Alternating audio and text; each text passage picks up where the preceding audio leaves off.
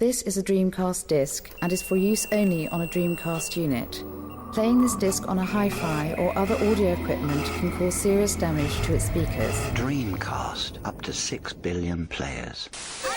Welcome back to the stage of history. Why don't we play together? Hey, it's time to make some crazy money. Are you ready? Here we go!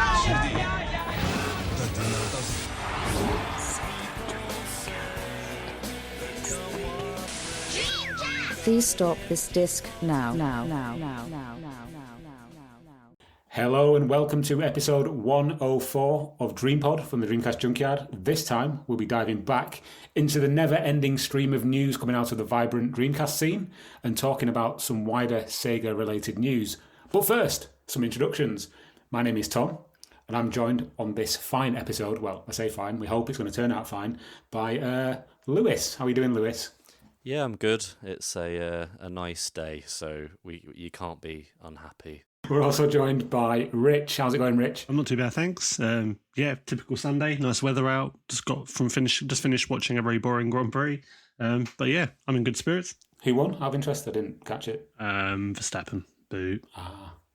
You're not a Verstappen fan? Who's your man then? I don't really have one at this moment. Probably George Russell. Okay. So it's one of the nearest I've got. I've got no real affiliation these days, but yeah. I'm going to stop asking questions now because I don't really know anything else about F1. So there's not really else I can add to that.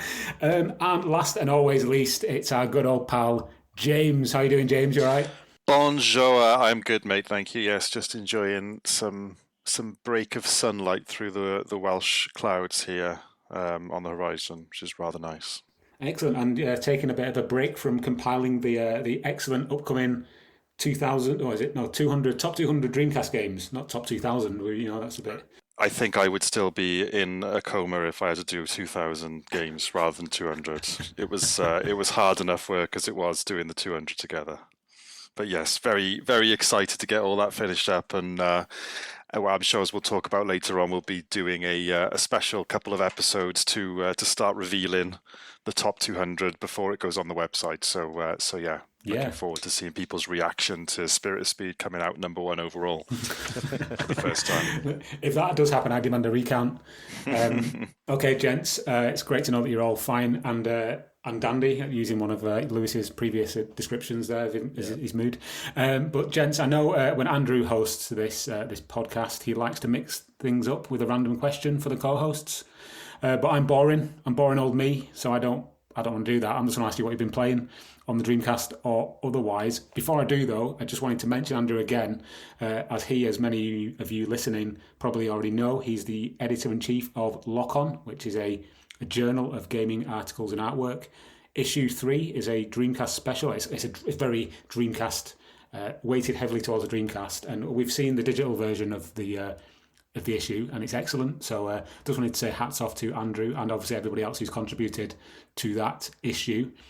We look forward to getting our hands on it, and we'll be reviewing it on the blog and chatting about it, I'm sure, on the podcast in the near future. But enough about Andrew. Back to the present. Lewis, I'm going to come to you first. What have you been playing on the Dreamcast or on any of the other systems you own? Okay, so my dad, bless him, has taken a keen interest in all this Dreamcast stuff that I keep going on about, and he sometimes listens to the pod, so if you're listening to this one, Dad, hello. But he occasionally goes to town and goes to a cash converters, and he phones me and he goes, oh, they've got this Dreamcast game. And recently he did that, and I got myself, through him, Tokyo Extreme Racer and Super Runabout, both two games. Like, I know obviously on here, all the other guys like their sort of driving racing games. Like, they're not, I don't mind them, but they're not like my go-to genre. But you guys have always talked about at least Tokyo Extreme Racer. I know Super Runabout's maybe a bit dubious, not very good petrol stations, I think, if we're going by Tom's article he did. So they're cool to pick up, and I've not managed to play either of them yet because I'm a shill. But Super Runabout kind of always just looked. It kind of looks like my kind of thing because I quite like sort of arcadey racing things. Like, I like Outrun anyway, so hopefully it's a bit like that. I don't know. You might be disappointed. Okay, Well, I'll look forward to that then. But Think a broken version of Crazy Taxi, and you're halfway there. right, It's all right, okay, though. okay. If Outrun involved collecting the ingredients to make hot dogs, then yeah, you'll know what I mean when you play the game now, mate. Yeah, yeah. All right. Well, I'll look forward to that. But yeah, that's all for Dreamcast. And Anything else on other platforms? yeah, so I got the new Kirby game because I played the demo, and it's like too good not to enjoy it. It's so much fun. I also got Radagy Swag, which is a new sequel to Radagy. It just feels kind of like the old one, but up-resed. What's that on? That's on Switch. Okay. Yeah, it released ages ago in Japan, but whoever was distributing it, they had this whole thing where they were bringing out the physical edition, and they had obviously the rights to distribute it digitally, but for some reason they never put out their digital version just for ages while they waited through all these delays with physical. So I've sat there like, when are they going to release this? They've got it translated, just put it out, and finally they did, and yeah, it's fun. Nice. But it's very difficult. And then the main thing I've been playing is Pokemon Legends Arceus, which it's got a lot of graphical issues. Like when it came out, that was like the big thing that everyone gave it criticism for, but I'm an all-time Pokemon player. I've played it for all my life since the first games on Game Boy, and playing this, it's like a proper open world game that has broken out of the confines of the original gameplay that they've insisted on sticking with for all this time. And I've just been really enjoying it. You know, it's like you run around this open world catching Pokemon, and it's a dream come true. And I feel like a kid again playing it. And yeah, it actually feels like a good open world game, because a lot of open world games, you'll just trek from one side of a big map to another to do a quest. Whereas in this one, the whole map is inhabited by Pokemon, and the ultimate goal is to catch them all. So yeah, like the whole map actually has a purpose, and it's not just there to be pretty. Yeah, I've played it quite a lot now, and I've made up my mind, and I think it's probably, other than like the original Game Boy and Game Boy Color games, this is one of the best games in the entire franchise. That's how much I love it. So yeah, I mean, not everyone's into Pokemon, but if you like Pokemon or have ever liked Pokemon, this is the one to get into. Lucy, my fiance, her nephew, who's like a young kid, he's got this. It's like his first Pokemon game, and I just think like that for a young kid who likes Pokemon, this is like the perfect game to play, because it is kind of what the vision that, you know, fans probably always had for how to actually have a game in this franchise. So yeah, there you go. I'm going to stop talking about Pokemon now. Yeah. Cool. No, I was going to say this. It's interesting because interesting fact for you. I have never played a Pokemon game. However, the theme tune to the Pokemon cartoon series is probably one of my most played videos on YouTube. It's so good. It's so good. Work that out. It is one of the best theme tunes of all time. I remember the cartoon when I was a kid, you know, and I just remember that. Yeah, I'm not going to try and sing. I nearly sang it then, but I'm not going to put you through that torture. So very best. That's the one. Here's a banger. You know what? That is a great theme tune, but I will also give props to the Mighty Morphin Power Rangers one. Oh. That's just like wicked guitar solos just out of nowhere, and it's just, yeah. Both of those themes just have no right to be as epic as they are. Jason the Wild Warriors as well. That's an absolute tune. Yeah, and I'm going to also give a shout out to Heathcliff, because that was a pretty decent intro tune.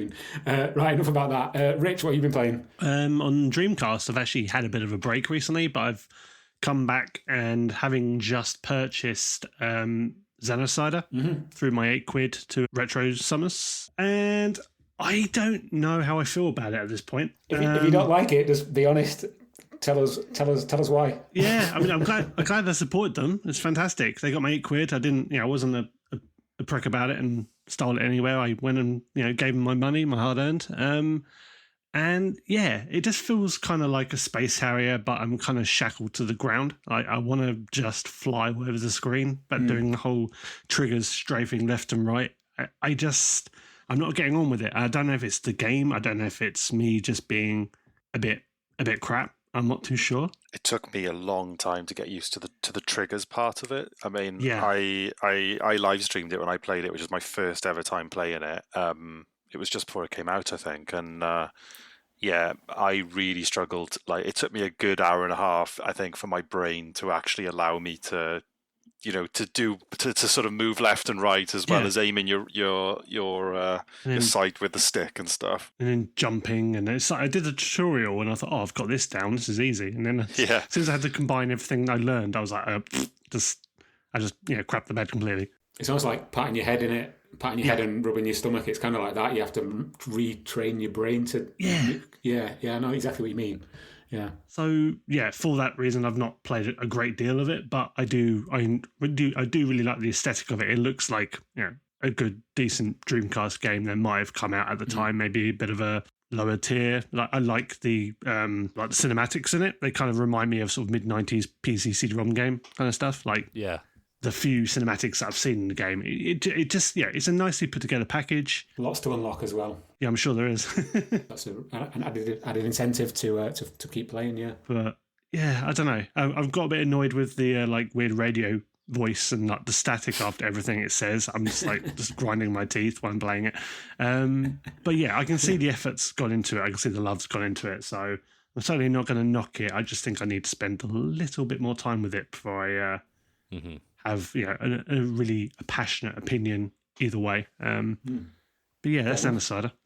Anything else on other systems? On other systems, I have been on Switch. I've mostly been playing. I've gone back to Rush Rally Origins, which I absolutely adore. Yeah. I've kind of had a bit of a second wind on my Switch lately, and had a conversation with myself whether I should get an OLED or not. But I don't think I will. What else? I did actually just play and complete on the Series X today. A Memoir Blue. It's like a new was that on Game Pass? Yeah. I forget the name of the publisher now. Anna Perina or something? Or?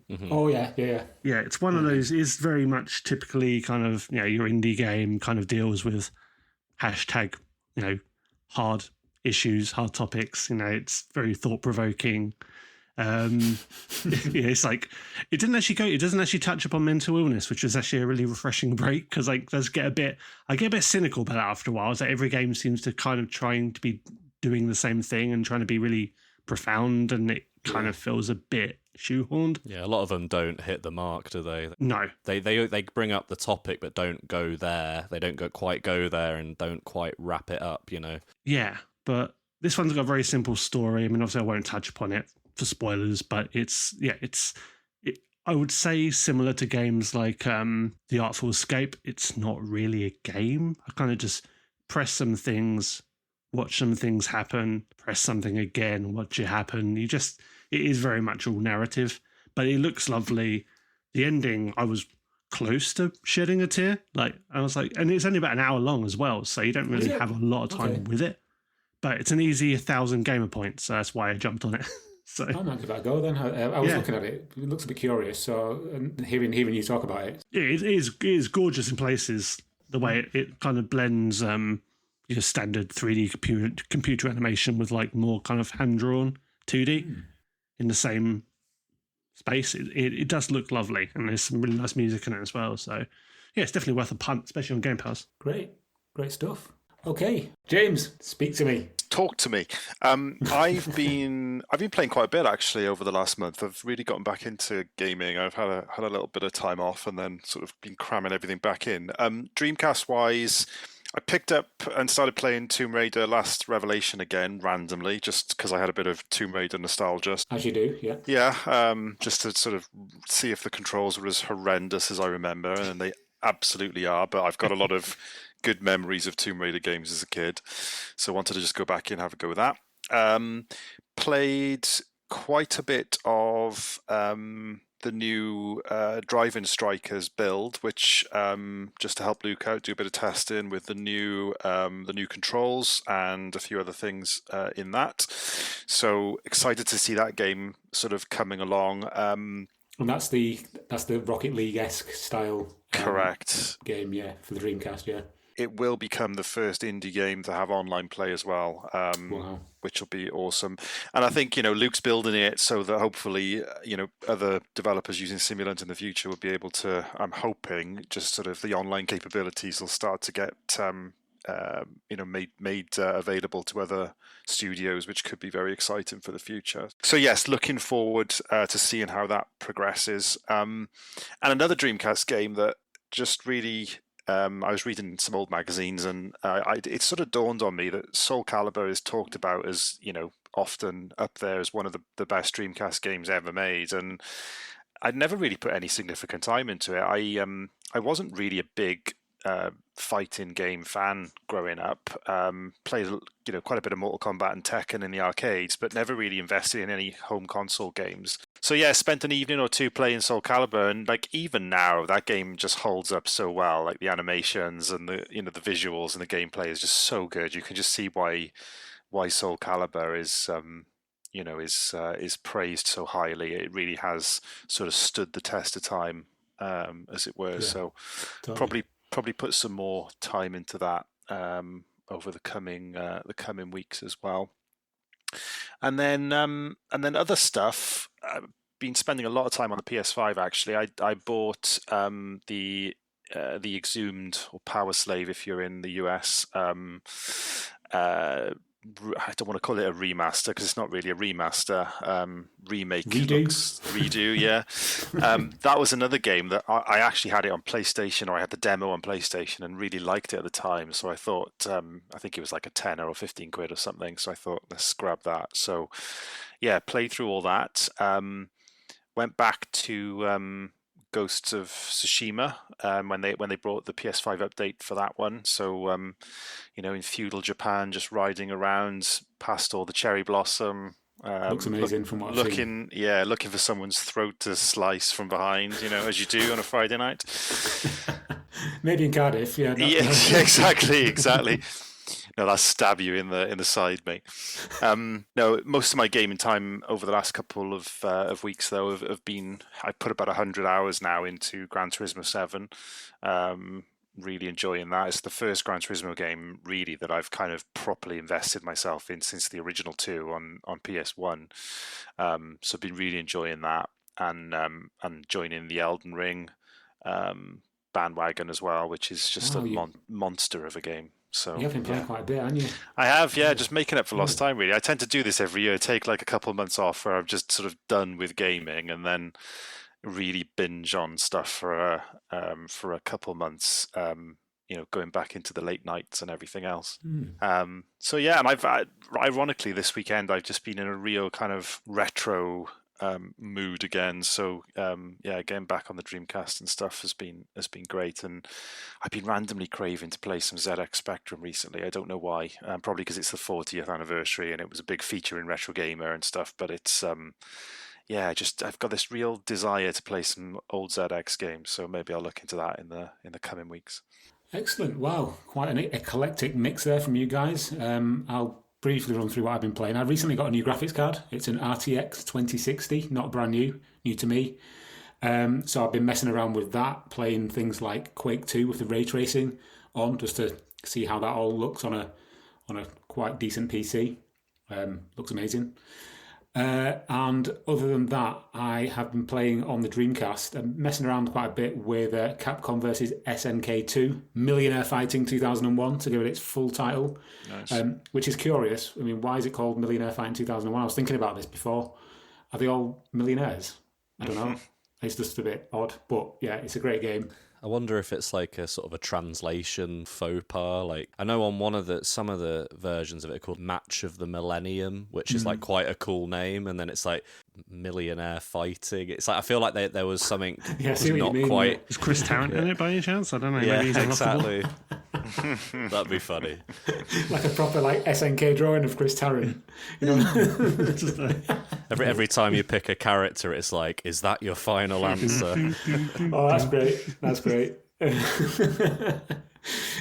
So yeah, I've been playing a bit of that. On the Dreamcast, I've been playing on something that we're going to talk about a little later on, which I think Rich, you've been playing as well, so I won't talk about it now. But it involves some quite obscure games that for quite a few people probably never heard of, to be honest. But we'll come into that in a bit. Been playing on the PS2. I know, how dare I mention that thing on this podcast, but been playing on Gran Turismo 4. Tourist Trophy and Richard Burns Rally because I had a bit of a spending spree in CEX. I spent the grand total of about £4 and ended up with about 17 games for the PS2. So I've been just slowly working through those and just playing things that I'd not really played for, best part of a decade, 15 years. So it's been nice to go back through some of the PS2 games I used to play back in the day after I got rid of it, after I got rid of my Dreamcast and got a PS2. Anyway, enough about that. Let's move on to what we're here to talk about, which is the Dreamcast and Sega. And as I mentioned at the top of this show, it's all about news. And no news story is bigger at the moment than the rumours of new big budget Crazy Taxi and Jet Set Radio sequels or reboots or whatever they're going to be coming out of Japan. This comes from Bloomberg, a Bloomberg news article where they reference Fortnite quite a lot, which is a little bit worrying. But that Sega wants to incorporate Fortnite style initiatives into these reboots of Crazy Taxi and Jet Set Radio. It seems a bit odd to me, to be honest. What do you think, Rich, to this? It's interesting, exciting. Are you a bit worried? And at this point, I'm just kind of hoping they're throwing around Fortnite as just a buzzword, just to kind of catch people's attention. Because I'm trying to do the maths. I'm trying to slot Crazy Taxi or Jet Set into Fortnite and vice versa, and I can't figure out how it's going to work other than them just selling battle passes. I don't know how else it's going to work. From a gameplay standpoint, no. I don't think you're going to have a battle royale taxi game. Or I guess maybe with Jet Set it might work with that whole online component. If you've got loads of people, skating around tagging stuff, I don't know. Mm-hmm. So everybody in the same world kind of thing. Yeah, it almost sort of in the same work world. in a kind of Splatoon-y kind of way, maybe loosely. I don't know, but Fortnite, I don't know. I don't know where they're going with that, other than just them monetizing it, which is probably going to happen because, hey, modern gaming. Yeah, and even just using the term "big budget" sounds a bit weird. It's like, yeah, I get what it means, but I'm just kind of like, almost like they're trying to oversell it. Like, this is going to be like a AAA Crazy Taxi game, which isn't really going to be. I don't know. It's weird. It's kind of come out of the blue, so I haven't really had enough time to really kind of process it and think what it could be. So, yeah, I don't know. It's an odd one. I think both Jet Set Radio and Crazy Taxi are incredible, obviously, but who's going to play it? It's going to be people who used to play it back in the day. Jet Set Radio, I think, has quite a big cult following where I think people have got the whole thing with the vibe of it, the music and sort of the style of it has kind of become quite trendy, I guess. It's kind of almost got itself a bit of a second wind amongst people. And I think Jet Set Radio Future, compared to when I bought it back in 2011, for like a tenner, is actually gotten a bit more expensive. I think it has, was it like £30-40 in CX or something? So people want to play Jet Set Radio, so maybe it'd be popular. But the whole thing about this article is, and this is what I thought about, was it's Bloomberg, so they're like a finance business website. And I think they were just trying to talk about it from the business sense, like, compete with Fortnite, big budget, throwing around all these daft terms. And yeah, but my whole thought on this is I'll believe it when I see it. I feel like Jet Set Radio, you could actually make a big budget modern title and find, it's a formula that would work, I think, for both people who are fans of the series, but also there's enough there to make it something that could appeal to a whole new audience. I kind of get that. I do not get a big budget version of Crazy Taxi. Crazy Taxi is a prime example of a late 90s game that hadn't, its entire longevity was purely based around high scores and getting better at doing the same thing over and over and over and over again, which is just not what gamers typically look for in big budget releases nowadays. I just don't see how Crazy Taxi can become a full priced release, which is kind of what they're hinting at here with big budget. It's just kind of one of those games really that's been done, and there's nothing really you can do to advance Crazy Taxi to make it something new without doing just a remaster of it. Yeah, the whole point, as you say, James, was about having a quick sort of 5-10 minute blast on it.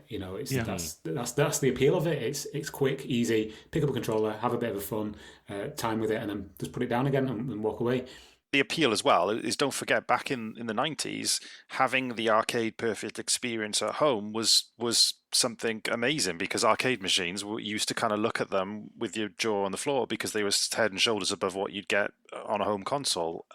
That was enough to warrant a full price release back then, because you had these arcade ports with a few extra modes chucked in, and to be fair, Sega did a great job with things like Crazy Taxi, with all the extra modes that they did put in for the home audience. But it's not enough to just be arcade perfect anymore, because, as you guys know, games nowadays are just incredibly amazing and detailed and in depth, and I just don't see how you can do that with Crazy Taxi. Maybe I'm just being a bit of a downer on it, but it just doesn't see how it's going to work. In fairness, we have Taxi Chaos now, so we don't need this. You know what I mean? Well, what I was going to say is Crazy Taxi is a perfect game. Like, there's nothing about that game. Maybe the controls could be sort of revamped. I don't know, but like Tom said, it's just put it on 10 minutes, have a blast at it, see if you can get a good score, enjoy the music. To me, it's a game I don't think needs to be developed on. I may have said this in a previous podcast, but if you put 1, 2, and 3 on a collection and they weren't choppy emulation or whatever, you made sure all the songs were licensed, it'd be completely fine. Jet Set Radio, I think, more than Crazy Taxi could be developed further, and that's probably my sort of frustration with the fact that franchise has been neglected, is that it has so much potential, especially like in the wake of in this sort of last decade of games like Overwatch and like Valorant, Apex, like all these games. I mean, I know they're just shooters, but a lot of these games now are like what's that other one like? There's another one that's like Knockout City or Arena, I think was the game. That's the one. I've seen a lot of these games that are like these sort of cel-shaded, very colourful games with like characters with lots of tood and personality. They did that with Crazy Taxi, didn't they? They made a mobile game that was very much of that ilk back a few years ago. Oh, was it Gazillionaire? It was something stupid like that. Yeah. On that note, but Crazy Taxi, the Sega Forever version on mobile phone is surprisingly good. Don't knock it till you've tried it. Has music as well, which blew me away. It does, yeah. It has all the music. Doesn't have Pizza Hut and Tower Records, but yeah, if that's your thing, Shocking. But shocking. Yeah, it's like Take Me to the Chicken Shack or whatever. I think you could do a Jet Set Radio game and really build on the characters, have them more than just sort of avatars that dance around and say yeah occasionally, give them some personality.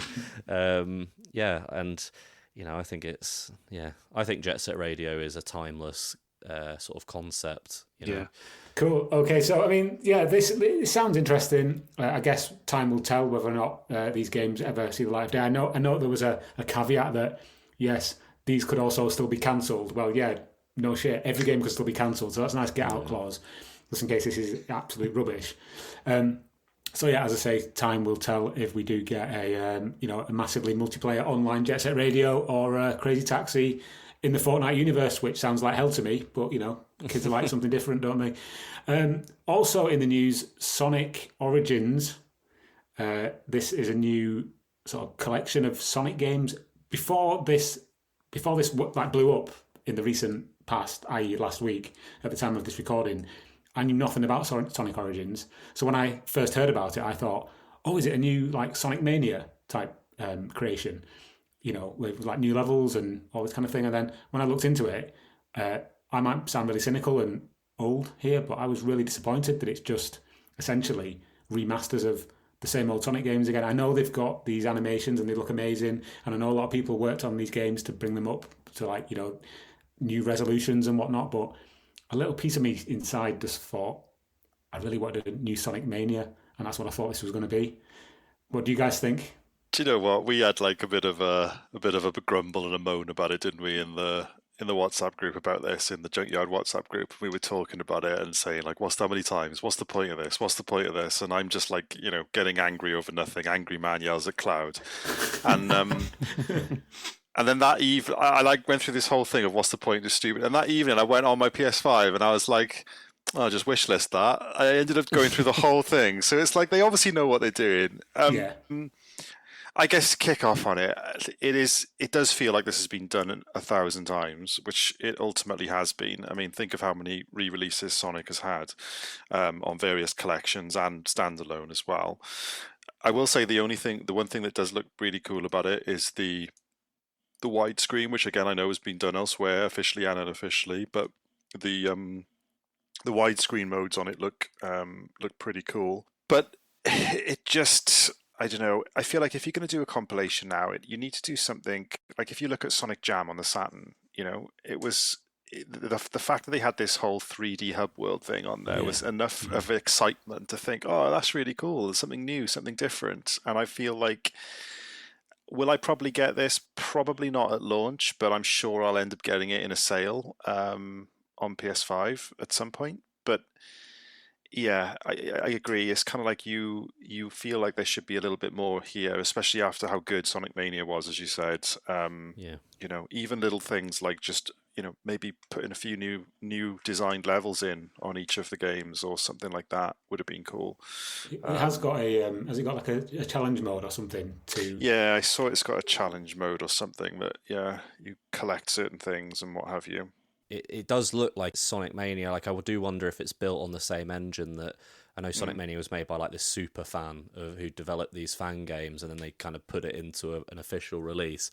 So I wonder if it is probably built on that engine, using them sprites and similar aesthetic. So it does actually look really good, and it kind of makes me think this is what they should have done ages ago, rather than all of like the lazy collections of ROMs with that emulate, and there's mixed results from the various ones. But I figured it out. This is why this is coming out, and I think it's to chase the Sonic movie crowds. Yeah, definitely. Oh, 100%. Yeah. Mm-hmm. Yeah. Especially you've got the whole Tails and Knuckles component. It just ties in beautifully. So a lot of little kids getting into Sonic now, and if a kid wants to get into Sonic after seeing the film, I'll get this game. No offense to the ones on Mega Drive, to them it probably look a lot more shiny and new, than the emulations of the old Mega Drive games. So yeah, they should have brought back the cartoon instead for all get all the way. Which one? The original. Yeah, Adventures of Sonic the Hedgehog. Adventures of Sonic. The one with Grounder and that chicken. Yeah, so good, man. Scratch. Good. Yeah, so good. I still got a theme tune. So it popped up. I follow this account on Instagram. There's like 80s so and 90s like culture, and it popped up the intro for it on there the other day, and I was like, wow, that's a massive nostalgia hit.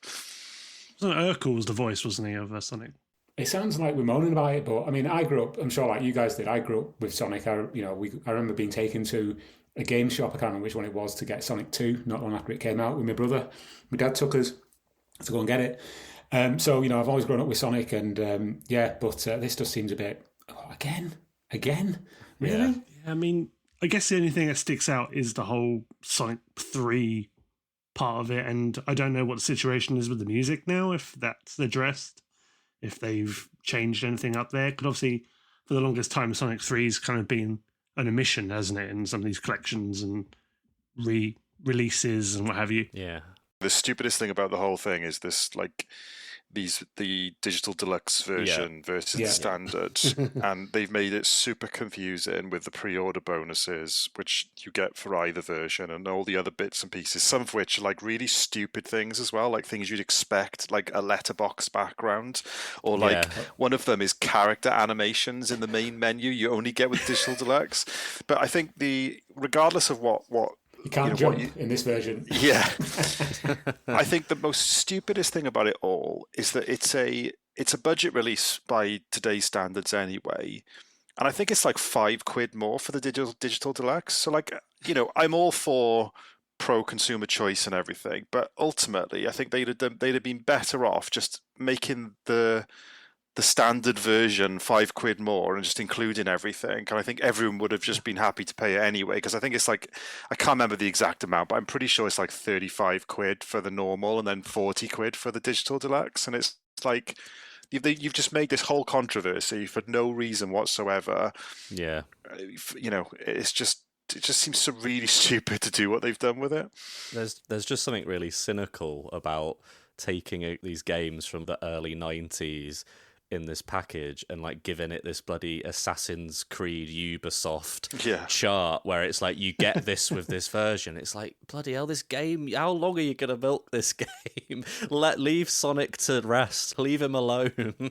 Oh no. Yeah. I bet by the time we were all like in our sort of 70s and 80s, there's been countless more Sonic games, films, everything. Apparently, I was listening to, just talking about Sonic games, I was listening to the IGN Game Scoop podcast the other day, and they were saying that Sonic is the franchise with the third most games, like main series and spin-offs in history created. Oh, really? What the other two then? What, the first and second? Mario and Mega Man. I feel like that was right. I could be completely wrong now, and I've just said the wrong ones, but I'm pretty sure that's what the two were. Oh, God. Cancelled all over the internet now. Yeah. One last thing about this is, I think as Sega Dreamcast fans, things like this annoy us, because it's like, why wasn't this Skies of Arcadia?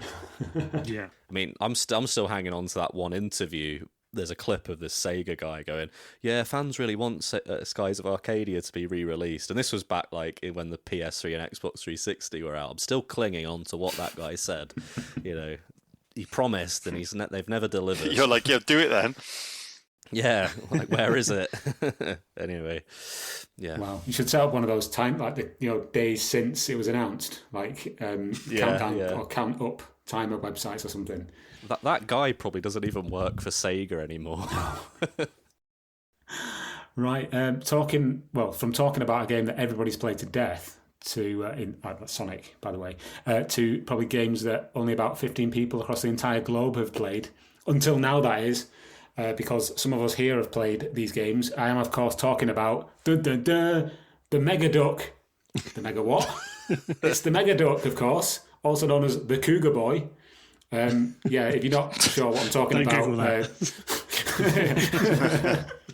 if you're not sure what I'm talking about, the Mega Duck was a handheld, almost like a Game Boy knockoff from a company called Wellback Holdings. Yeah, it was released back in 1993. I am reading this off Wikipedia because even though I'd heard of the Mega Duck, I wasn't really very clued up on it. And this comes from an article. Who is Tom? Yeah, that's true. Yeah, that's very true. Ashens, the YouTuber who has a nice brown couch. He's done several videos on this topic. But yeah, the Mega Duck was released in 1993. About 5 people bought them around the world where they were released. And it's just a really obscure Game Boy kind of clone or knockoff, but it has its own original titles. Mm-hmm. And this... Well, almost the entire library in the recent past has been ported to the Dreamcast using a Game Boy emulator. I believe the work was done by Ian Michaels. Is that right, Lewis? Yeah. Ian Michael, can I just say on that, Ian Michael does not get enough credit in the Dreamcast. He's a legend. He's a living legend. He does so much stuff and it's like he'll be working on a project like porting Hexen or something, and then there'll be no fanfare, and he'll have moved on to something else completely random that he's porting over to. And if you follow him on YouTube, you'll just see all this crazy, amazing stuff that he's doing with Dreamcast hardware. So yeah, Ian Michael, definitely an unsung hero in the Dreamcast community, I would say. Well, yeah, this whole thing, I only happened upon it because not even Ian Michael had put something on Dreamcast Talk forums like, oh yeah, you can play Mega Duck on Dreamcast. And obviously probably the reason why we're talking about it now is because I wrote a blog post and just thought it was kind of like a funny thing, like this is the depths of obscurity, you're playing Mega Duck on the Dreamcast. Yeah, I just think it was mad that this even exists, and that's why we're talking about it, I guess. It's really cool. Just as an aside, you can imagine there was some poor kid would have got a Mega Duck for Christmas instead of a Game Boy, like desperately wanted a Game Boy, showed his mum a picture or something, and she went into a shop and ended up with a Mega Duck.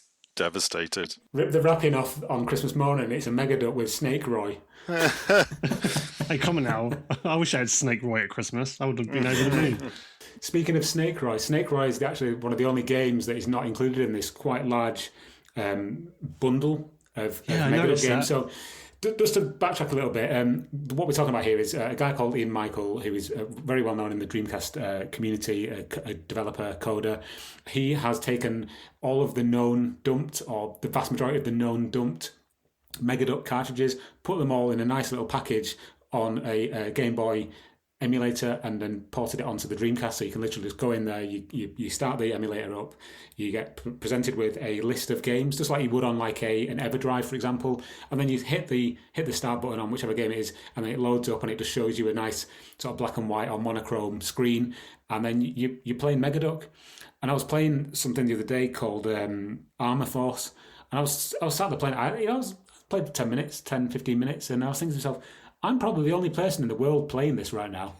This is really weird. Oh, well, apart from Rich or Lewis, yeah. Do you know what I mean? But it's just really cool, and because some of these games are so obscure, it's almost like, you know, the old sort of Forrest Gump thing. You know, you never know what you're going to get. Megaduck's like a box of chocolates. You never know what you're going to get, because I think that's the line he says in the film. You can just scroll through this list and hit start, and then you honestly don't know what it's going to be. What I was playing earlier on was called Arctic Zone, and I didn't know what it was going to be. I thought, for some reason, I thought it was going to be a shoot 'em up or something. But what it actually is this like polar bear that dances quite weirdly on one side of the screen is throwing snowballs at the other side of the screen, and you have to make shapes and make them disappear in a bit like Tetris, but turned on its side, but with a dancing polar bear. And I was just like, this is really bizarre, but it's actually really good as well. And not enough people have played this, but now they can on the Dreamcast. Rich, I know that you've played some of these games. What's your experience been? Yeah, I think the standout for me was Crazy Burger, which is kind of like... It's like Pac-Man meets the Morgan Spurlock documentary, Super Size Me. That's the best way I can describe it. So essentially, you move around the maze grid, and you're being pursued by fast food items, so milkshakes, fries, burgers... And you have to pick up what seems to be like chests. I assume that's what they are. But if you get touched by the food, you basically get fatter and fatter. And then the fatter you get, the slower you get. And to counter that, you have to pick up fruit like bananas, oranges, apples, all that stuff to make yourself healthy again. So you can start moving quicker. It's ridiculous. I was like, I was blown away. I thought it was absolutely fantastic. So it's got, a good message behind it as well. I mean, it speaks to, obesity and, societal consumption, so it's quite deep. Some government should have licensed it and released it like as a PSA or something, Nationalised Crazy Burger, that's what I say. Yeah, there's some really good games on here, to be honest. I mentioned Armor Force, that was quite a good one, which is like a side-scrolling shooter where you play as this like big mech thing. There's also Sky Ace, which is almost like 1943. Street Rider is like, do you know that Namco racing game? I think it's at the beginning of like Ridge Racer Revolution or something, where you have to basically go. It's like a top-down thing. It's almost like that. Yeah, depending on that. There's Ant Soldiers, which is basically like Lemmings, but it's really confusing. Just like Lemmings to me, I didn't really know what I was doing. But there's very little documentation on any of these games, so it's pot luck really what it's going to be when you scroll through. And we have mentioned him by name. But one of the more infamous games for the Megaduck is Snake Roy, which is essentially Snake, but it's about a guy called Roy who gets turned into a snake. So on the front of the cartridge, it's a guy called Roy's face with a snake's body. Yeah. And that's it. It's just Snake, but with a guy called Roy. It's kind of like the Spirit of Speed of the Megaduck community, of the 5 people in the Megaduck community. But it's even the artwork on it, it's got that kind of classic vibe. Like when you used to get the Mega Drive games, we see like the artwork for like Golden Axe, and you think, oh, this looks amazing. And then it always it's like looks watercoloured. Yeah, it looks like it's a movie poster. Like, oh man, this game looks sick. Seriously, look at Roy's face. You imagine he's probably a really, really shredded guy. But now he's a snake. So it's like, but then you put it on, it's like, oh, this is crap. But the only other game I want to speak about is Worm Visitor as well, which was like a really slow Frogger. But you play as a worm and you have to avoid traffic, of course. So Yeah. What a great name, Worm Visitor. There's a couple of others with some great names. There's I don't know, Duck Adventure. I mean, that says it all, really. That was weird. Captain Knick-Knack. Bomb Disposer. Yeah. So yeah, if you want to know more about this, you could Google Megaduck or Cougar Boy, and or you could just search for Megaduck Dreamcast, and you'll find the links on the Dreamcast Talk forum, and of course, obviously, Lewis has written an article about it on the Dreamcast Junkyard main blog. So yeah, you can find all the download links, and obviously be sure to give Ian Michael a thank you. And I believe our friend Derek Pasquarella was involved as well in creating the GDMU version, CDI version. Is that right, Lewis? Yeah, basically the version that was given out originally was an ISO that I think you'd have to put on. Was it Dreamshell? Dreamshell, yeah. And I mentioned it to Derek because I was like, "Oh, does this boot on your?" Because you that was it, Tom. You said you had issues booting it on GDMU. It's because I'm thick, and I thought if I put this on my GDMU, it should work. But then I realised it wouldn't because, as you say, it's only for Dreamshell. But then I looked through my drawer of goodies, found my Dreamshell adapter, but then couldn't find the actual SD card that's got all the stuff on it. So I was like, "Oh, what am I going to do?" But Derek came to the rescue via yourself, Lewis, which was... Yeah, he was just like, "Oh, let me have a look at this." Like you do. Like, here you go. Here you go. CDI, it'll work on GDMU. I will also just add on the subject of this, this is actually a better way to play Megaduck than the actual Megaduck, which has a notoriously bad screen for ghosting.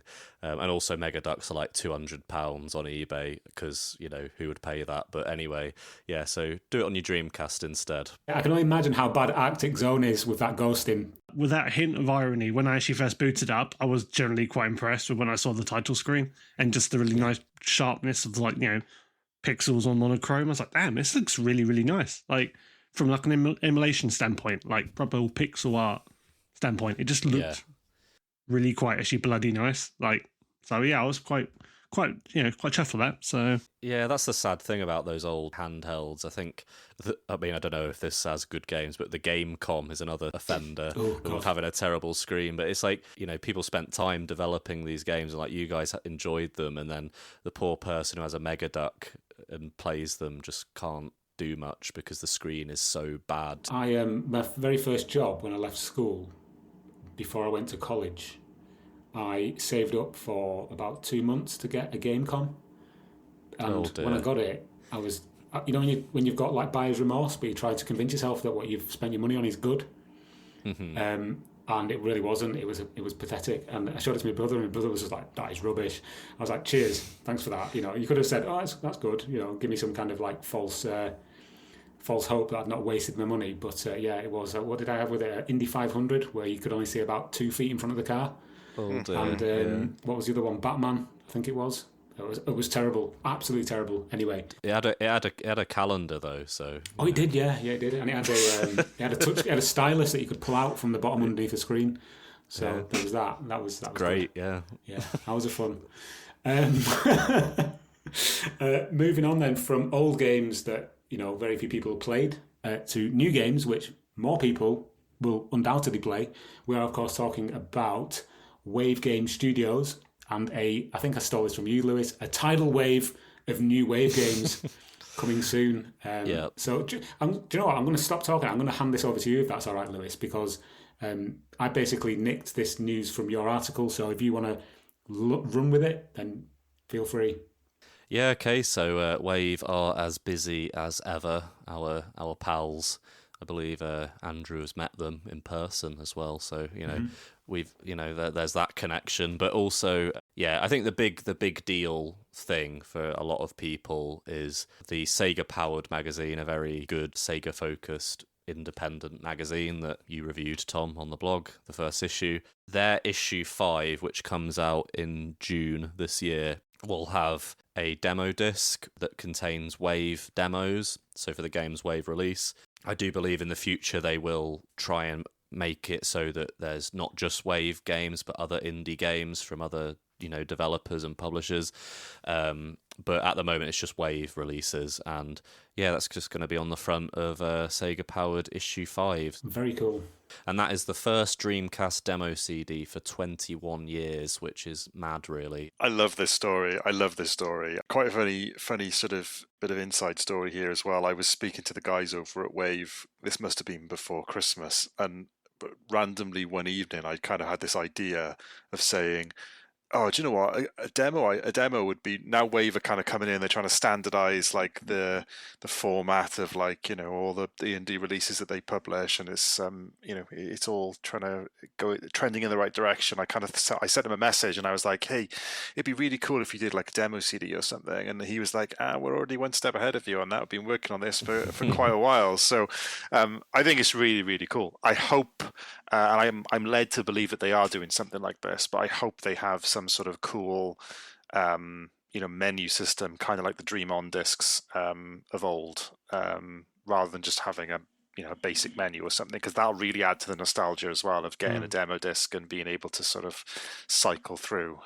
So yeah, hopefully this will be the first of many for sure. I was kind of hoping secretly that they'd call it Dream On, but then the next number along, in the series, because that would have been really cool, like a nice continuation of the of that season. Yeah, I think it's just a great addition, like a great idea as well to put it with the magazine, because the cool Sega magazine is obviously awesome, and then I think probably a few people may have thought, but it'd be really cool if it had a demo attached to it, like in the good old days. So yeah, that is pretty cool. Awesome. Yeah, and there's a couple of other things as well, if I'm not mistaken. Yeah, so one that I think we wondered about anyway, but Shadow Gangs, which we've mentioned like on probably every other news episode that we've done recently, it got kick-started in the end. The last episode we did, we were wondering if it might, because the goal was quite high, and then they redid it, and the goal was still kind of high, but in the end they managed to pull through with it, and it looks like Wave have managed to work a deal out with them to distribute the game anyway, even though originally it seemed like the Shadow Gangs creators wanted to do it themselves. Basically, Wave have also said that anyone who backed the Kickstarter will get some extras, and I can imagine this might be because the actual price that they were on the Kickstarter for the physical edition was fairly high. It was, yeah. So for them Wave to come out with their version and it be presumably cheaper, like at their normal pricing, it'd be a bit dodgy. So they've basically promised, in quotes, super cool extras for those who backed the Kickstarter. It's going to be some animated menu screens like in Sonic Origins. Yeah. The ability to jump. And then the other thing is Postal, just a development on that, still slated for release on the 2nd of June. So Postal, published by Wave, officially sanctioned by Running with Scissors, which is awesome. The news on this is that Dan Redfield, who is porting the game, managed to finally implement a 4-player co-op mode, like a couch co-op mode, for the campaign, and it obviously took a lot of effort because he posted a tweet like, you guys better play this, which I thought was quite funny. Yeah, so that's really cool. And yeah, still a bit mind blown, but that is a release that's coming to the Dreamcast, to be honest. Postal is definitely the highlight of Wave's catalog at the moment, I think. For the single reason that it is an officially sanctioned release of a game, a I don't know, would you call it a AAA game from back in the day, whatever they were called back then, but a fully blown game that came out in the 90s and is now being released on Dreamcast officially. Long may it continue. Yeah, for sure. I'm just wondering how that 4-player mode will work, because I remember with things like, do you remember Loaded? That was almost like a sort of Postal-esque style game. That was great. If you were 2 players, the camera would zoom out a little bit, but then you couldn't move. You'd end up arguing with your mate. No, I want to go this way, I want to go that way. I'm thinking about how it would work on Dreamcast with these wide open levels, like you've got 4 people all want to go in different directions, but you can't actually move because the screen won't let you go in all directions at once. So yeah, it'd be interesting to see how that actually works. Just whilst we're talking about Wave, I've got a couple of their games now which I bought from them, and I've talked about the quality of their packaging and stuff at length before, so I won't go through that again now. But the other thing I just want to give them credit for, you mentioned it a minute ago, Lewis, is just the cost of what they charge. I mean, they've got a whole load of games on there, ranging from a tenner up to basically, well, if you don't count the limited edition or the collector's edition stuff, 30 quid is the most expensive new releases that they have. And I think, again, when you look back at the indie community, there were plenty of occasions where you were paying as much as that, if not more than that, for a much lower quality final product. Whereas the Wave stuff, the packaging looks amazing from the outside. The disc is a properly printed press disc rather than having a sticker on it or something like that. And I think the fact that they're able to churn these out at a super competitive price is it just makes me really happy for the future of Dreamcast releases, whether it's ports of previously released games or the new indie games that are coming out. I think having them, and obviously they're not all going to go through Wave, you'd assume, but the ones that do, I think it's it's just as an original player of Dreamcast, it's really nice to be able to have them still look and feel like they're a quote unquote real Dreamcast game. Yeah, it's very cool. Yeah, I'm looking forward to seeing what else they come forward with. This could open up the door for other ports of games from that era, and who knows, what could be waiting in the wings. I believe they are teasing that they're going to be releasing new games every couple of months throughout this year. So exciting times to be a Dreamcast owner for sure. Okay, so that's new releases. Let's talk now about something that we like to talk about quite a lot on this podcast, and that is translation projects from the community. One game in particular that has been given an English patch is Mr. Yukawa's Treasure Hunt.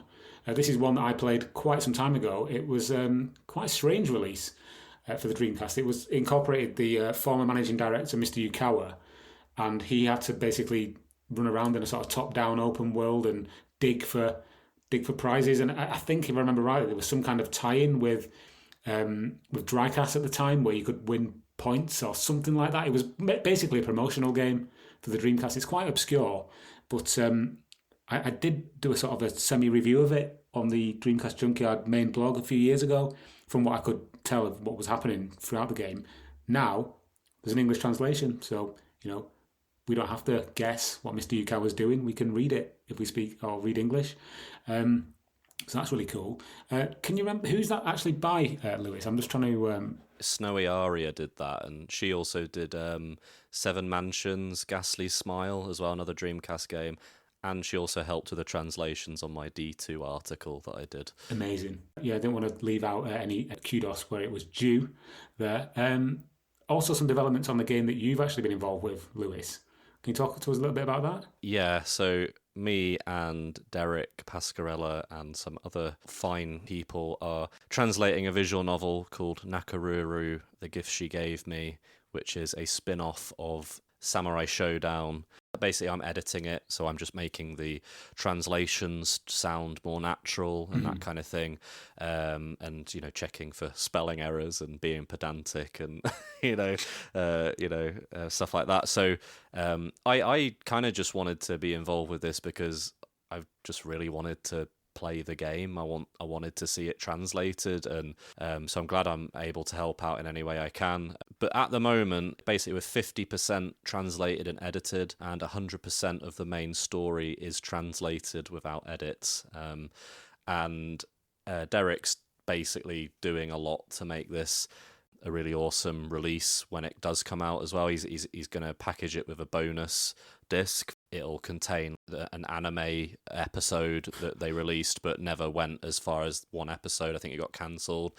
Wow. There's like a music video of like some Japanese singer singing the theme tune, and just loads of different stuff. So he's been doing a lot with the game. So he's had to hack the game to obviously make it work with English font, because Japanese text is so much smaller than our English text on screen, and so he's had to like really fight with this game to make sure it looks good. But another thing he's done which is really awesome is the game comes with a VMU clock app that you can put on your VMU, and it's a little clock with there's a few that you can choose from, and it's just characters from the game, and that's the app. It's a clock on your VMU, and I think when you click on it, the character will like say something. I think if I remember, it's sort of like a positive affirmation or something like that, or like a funny comment, and he's actually translated all of that, and he's been testing it, and it works. So, that's another aspect of the game he's translated. So it's all coming together nicely. So I think maybe people will be able to see it sometime at the end of this year, maybe early next year. So look forward to it. That's really cool. I have to again give my full respect to Derek and the teams that he works with, and yourself obviously as well. This is very much a labour of love, and it's great to see that these niche projects still get completed. Really, it's fascinating to me. Yeah, I've played through some of the sort of early test builds on my Dreamcast, and it's just such a good story. It's a great visual novel. It's like really heartfelt and quite beautiful, to be honest. And it's I'm not getting the buyer's remorse, like you did with the game. Tom, yeah. Like I'm playing it, and I'm thinking, damn, like if someone else had done this and it wasn't me, had no involvement, I would like really enjoy this story and characters and all this. So like I think everyone will really like it. Quality. This is going to be the most tenuous segue of all time on this podcast, but you did mention a VMU app there for the translation project. Yeah. VGNYsoft are releasing a custom VMU for the reissue of Hermes in the near future. See what I did there? Tied it in, No, I'll get my coat. Sure. But yeah, this came out of a tweet from Video Games New York, who are at PAX East 2022 at the moment, I believe, or were recently. Their upcoming release of Hermes, which is a sort of side-scrolling pixel art game where you play as a little chicken that's trying to get away from a chef, with an absolutely amazing soundtrack. Both myself and Mike have waxed lyrical about the soundtrack many times on the pod.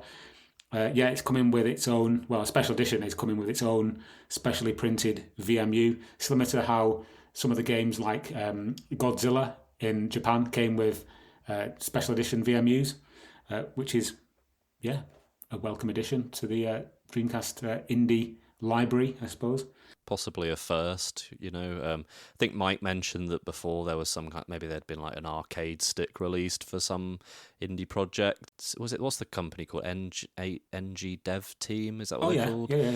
Yeah. Mike mentioned they did some kind of arcade stick release previously, because I was asking, is this probably the first instance we've seen of like a piece of hardware for Dreamcast, Dreamcast indie game. Yeah, it's really this. I think this is obviously the first VMU, and I don't know, it's really cool, isn't it? Like to get an indie game, but like have that collector edition is like, and it's not just like a soundtrack or something. It's like, it's an actual physical thing you can use on your Dreamcast. It's really cool. Slightly different to how the Dreamcast special edition of Intrepid Izzy had like a little character, like a little model of Izzy. Yeah. I've got one of those. Yeah, it's great.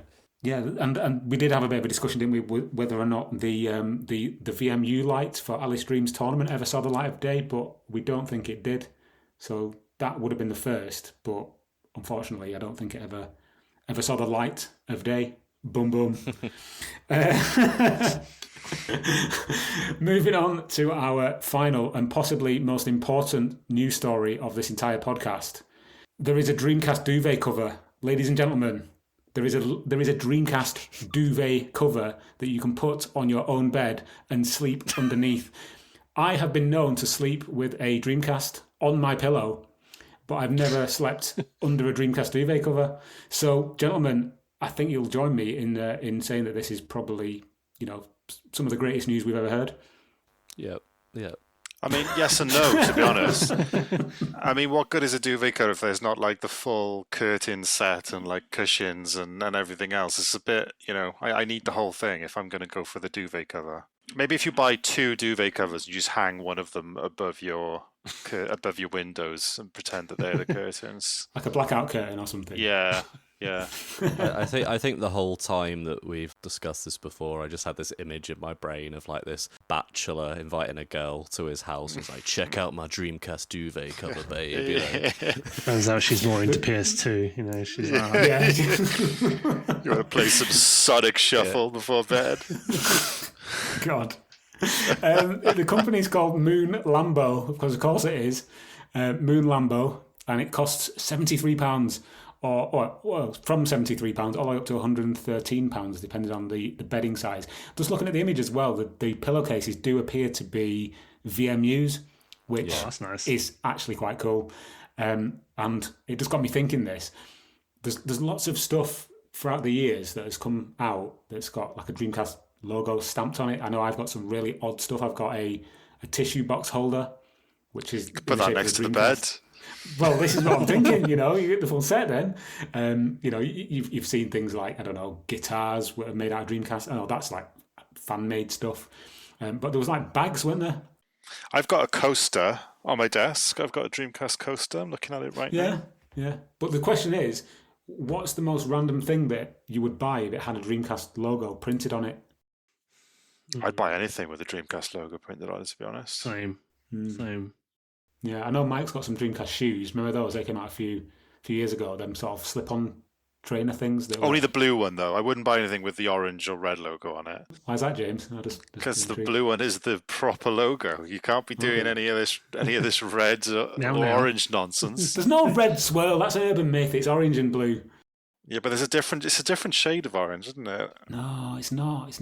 It is. I agree. It's an urban myth. The American one is definitely more red, the Asian one is definitely more orange. No, it's not. I'm not having it. I'm looking at it right now. You're wrong, Tom. In the sun. You're wrong. You're wrong. It's faded in the Cardiff sun. You're wrong. You're wrong. Right, that's it. Right, lads. Podcast's over. I was going to say, I did almost cave once and I almost bought a Dreamcast shower curtain from Redbubble. That's awesome. So no one could see me crying in the tub after playing Spirit Speed. So.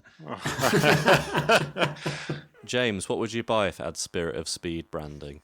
Oh, I'd like a tracksuit, like a full Spirit of Speed tracksuit, like top and bottoms, and like a little visor. That'd be really cool, wouldn't it? Nice. I'd wear that to every conference I went to, like every game show. You'd have to get full sovereigns on each hand as well, just to match. The big gold chain. You're making me sound very much like Jimmy Savile now, so I think we should move on. Yeah. You're the one who came up with a tracksuit. Oh, well, on that bombshell, I think we should draw this episode to a close. It's been a lot of fun chatting about all the stuff that's been going on really in the community. It's far from quiet, is it? The Dreamcast community. So expect another news roundup in the next few. I don't want to say the next few weeks, but in the next few episodes. So yeah, look out for that. Gentlemen, it's been an absolute pleasure as always chatting about all these things. Let's go around and tell people where everybody can be found. You can find us all as a collective on Twitter at the DC Junkyard. You can also find the blog, which is the dreamcastjunkyard.co.uk. You can also find us on buymeacoffee.com/DC Junkyard if you want to throw some loose change our way. But let's go around the room. Lewis, where can people find you? You can find me on Twitter at LewisJFC. You can also read my stuff on the Dreamcast Junkyard blog. Check out my stuff, and that's where to find me. Excellent. James, where can people find you? You can find me on Twitter at AgileHarvey. And before I move on, I just want to give we talked about it at the beginning of the show. So the top 200 Dreamcast games that everybody, all of you listeners and readers have spent time filling in the form and voting for your top 10 Dreamcast games. I spent the last month or so pouring through the results. We now have a compiled list of 200 games, and the website will be updated. So we'll be working on that with obviously the full chart along with some information and some links to articles we've written on each of the games. But I think the plan for the reveal of these initially is to do it over a couple of podcasts. So my plan is to do a podcast where we go through kind of game number 200 all the way up to kind of 100 and then or 101, and then we'll do another episode then with the top 100 where we just kind of pick out a few games to talk through. Nice.